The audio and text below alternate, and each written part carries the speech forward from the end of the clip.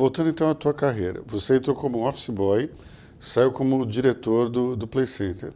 Como é que foi, então, depois do Play Center? Você já tinha uma experiência numa empresa, Como empreendedor. teve uma carreira brilhante, você entrou como office boy, que eu acho que é o começo, É a base. é a base de tudo, saiu como diretor, que é o topo. Depois, como é que foi? Olha, durante o tempo que eu estive no Play Center, eu nunca deixei de empreender no Play Center, eu nunca trabalhei para eles. Eles eram mentores, meus orientadores, meus segundos pais, tinham 3 patrões fantásticos, um faleceu, os 3 eram meus amigos, os outros 2 são meus amigos até hoje, tenho um respeito por eles como se fossem meus segundos pais, né? E admiração eu tenho por eles. E eu copiava o que eles faziam de bom, deletava aquilo que não se adaptava em mim, não que fosse ruim, mas tem coisa que uma pessoa faz que não se adapta para você. Eu aprendi a copiar isso, então eles são referências para mim em muita coisa. Agora, só que ao mesmo tempo que eu trabalhava lá, eu ajudava as outras pessoas. Olha que legal você ajudar. Eu ajudava a minha família, que eu conseguia crescer rápido, que me dava oportunidade, eu fazia jus da oportunidade, produzia. E eu conseguia ter resultado material. Com o resultado material, eu ajudava meus irmãos. As domésticas são doutoras ou empreendedoras. Nós somos em 150 pessoas bem-sucedidas. E unidas. Nós temos 2 coisas que é legal. Muito mais importante que sermos bem-sucedidos, a família toda, nós somos unidos, carne e unha, tá? Não tem briguinha, não tem biquinho, nós somos uma família. A referência que eu tive para ser forte, que é a base de família, isso prevaleceu, os nossos valores. Por isso que nós não mudamos a nossa Constituição. Nós tínhamos uma referência constitucional de família, e isso é a base de tudo e nós preservamos isso. E essa é uma Constituição que tem um artigo único, um parágrafo primeiro. Qual que é? Conta aí pra gente.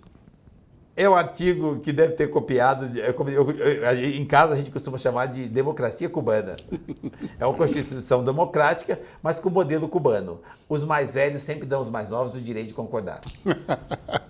O único direito. A minha mãe deu isso e as minhas irmãs continuaram. Eu sou o mais novo. E não tem nada a ver com a condição social. A minha irmã me chamava para almoçar quando ela tinha uma lanchonete dentro da empresa. Ela chamava uma vez, a segunda, na terceira eu ficava enrolando porque eu queria só trabalhar, não queria comer.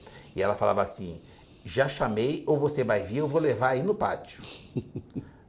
Já vou. E ela fazia assim, eu tenho quase 50 anos, do que você está falando? Ela, 2, já vou, parava e ia.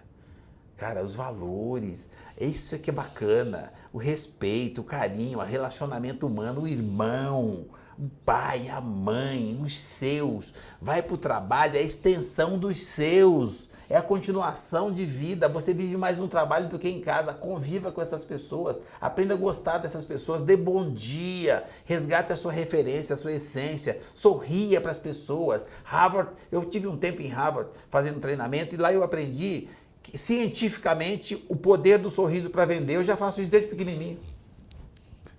Não precisava ir em Harvard. Mas tem uma matéria que fala do sorriso e a sua importância na arte de vender, é isso? Exatamente. Que coisa incrível. Você treina lá e eles explicam para você o poder que tem o sorriso. Olha. Cara, eu aprendi muito cedo isso, porque eu sorri a vida inteira. Bom, daí, saindo do Play Center, você ainda teve outra experiência como funcionário ou foi Saindo empreender? do Play Center, não. Foi o único emprego formal com carteira registrada foi o Play Center. Onde eu sacava carvão não tinha formalidade. A formalidade foi a única. Foi de muita valia, porque nesse meio tempo eu fazia teste com meus irmãos, e a gente quebrava, levantava, começava de novo, mas eu continuava... Fazia um negocinho no paralelo. Eu continuava empreendendo no CNPJ do outro, é seguro, é estável, você não põe a família em risco e você consegue fazer um monte de coisa. E isso que eu falo para você, empreender é o jeito de pensar, não é ter ou não ter CNPJ, não é estar no CNPJ de alguém ou não, é o jeito que você pensa daquilo que você pode fazer. Não terceirize a culpa. Para de achar que é o governo, que é o concorrente, que é o sócio, que é a família. Não, é você. Você é responsável pelos seus atos. Cara, então, toma uma atitude e assuma a responsabilidade de ser protagonista. Vai na linha de frente. Agora, não importa onde você está, você pode fazer diferença onde você estiver. Eu tenho um amigo, eu nem falo o nome porque não é nem correto, mas eu trabalhava, já tinha meu negócio, esse cara trabalhava num banco. Esse cara era um gerente, quando ele foi abrir minha conta, eu falei assim, mas cara, você é um menino, você tem cara de menino, como é que você é gerente? Ele ria. ele fazendo carreira no banco. Ele ria. Mas abre a conta, eu abri a conta. Esse cara me deu um crédito no risco. E eu, para fazer um teste com ele, eu usei o crédito. E ele meteu a caneta e me deu o crédito. E ele continuou no banco e eu na empresa, no banco e eu na empresa.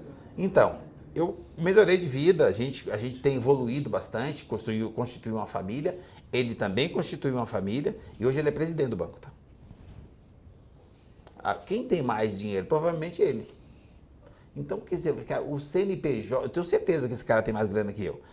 Então, o problema não é o CNPJ. Quando ele estava gerente do banco, eu já era dono do meu CNPJ. E hoje ele é presidente do banco.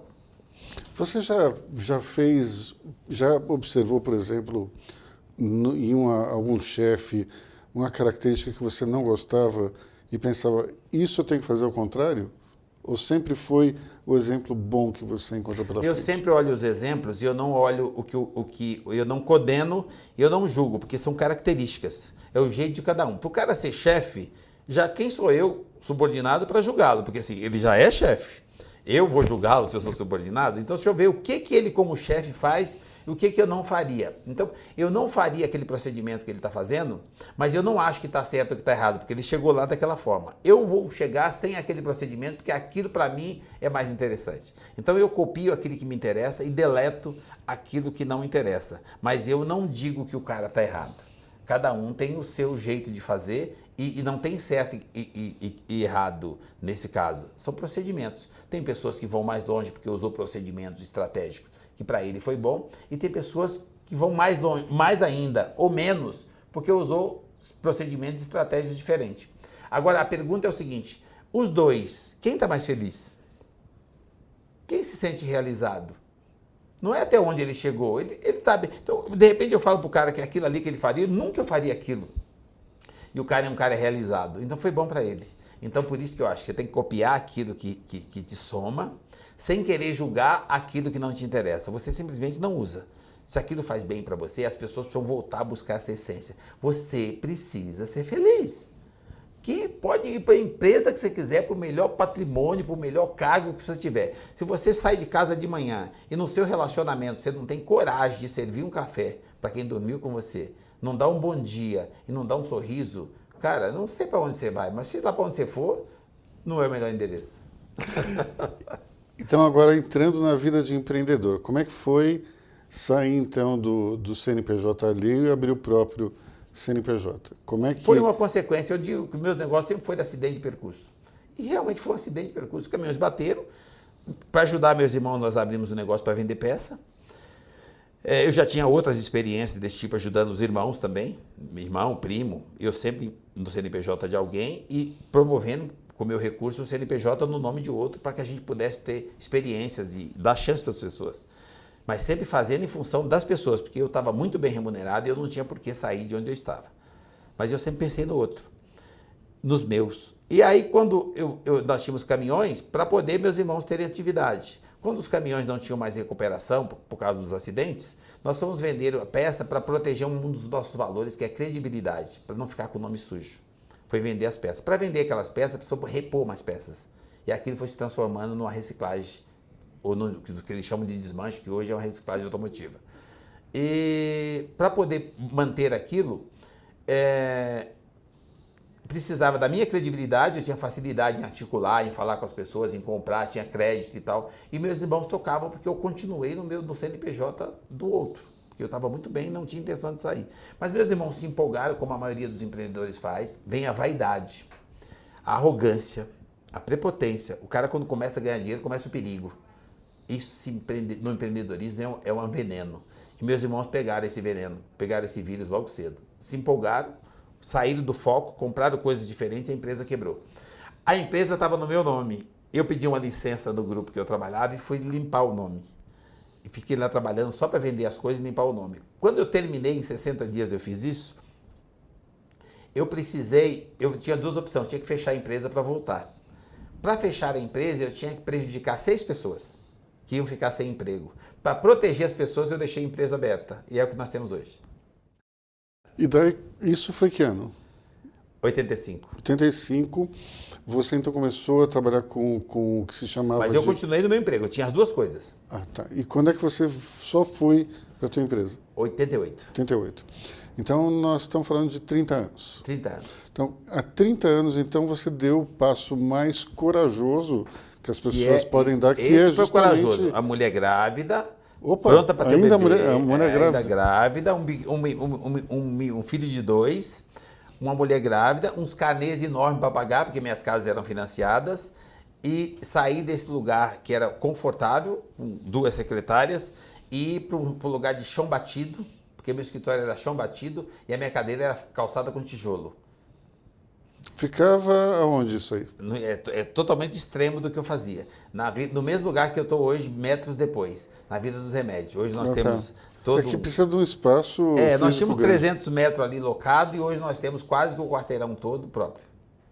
Então, logo nesse início aí que você estava então começando no que se chamava de desmanche, então, qual foi a diferença dos outros empreendedores dessa mesma área? Eu tenho certeza que logo de cara você já começou a mudar tudo o que se fazia comparado a isso. Fizemos. Porque assim, os empreendedores dessa área, naquela época, tinham uma visão voltada para sucata. O que não presta? Como é que você vai revender aquilo que não presta? Só sobra problema, aquilo não cresce. E eu entendi que quando você olha para aquilo, o olho brilha e você sempre pode copiar o que o outro faz e melhorar. Então eu entendi que o que ele estava fazendo era bom, então eu conseguia melhorar. E eu bati o olho o dia inteiro, ficava olhando para aquilo, como é que eu melhoro isso? E eu entendi que se eu trouxesse coisas melhores, eu teria resultados melhores. E eu comecei a comprar caminhões, você chama muito ônibus, caminhão velho, caminhões não velhos, até hoje a gente faz isso, preferência de caminhões bons. Para isso você precisa ir para empresa, para leilão, para banco, não tem como você fazer isso no mercado físico, tem que ir para o jurídico.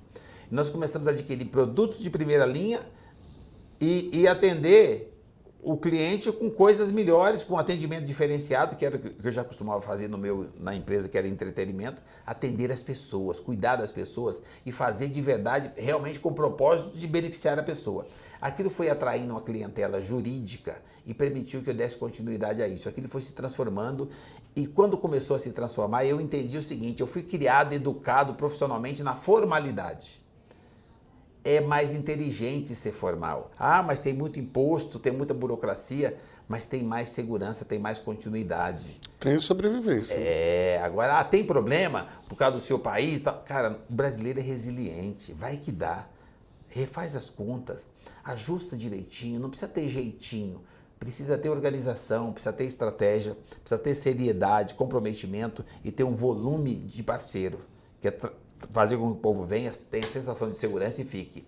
E você consegue cumprir. Ah, você vai ganhar mais, vai ganhar menos?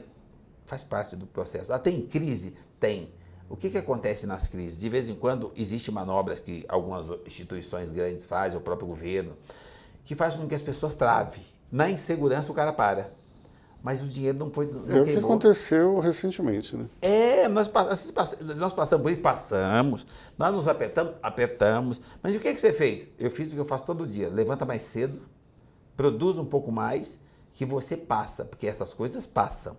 E se você consegue ficar, você fica com mais vivência, mais experiência, mais anticorpos.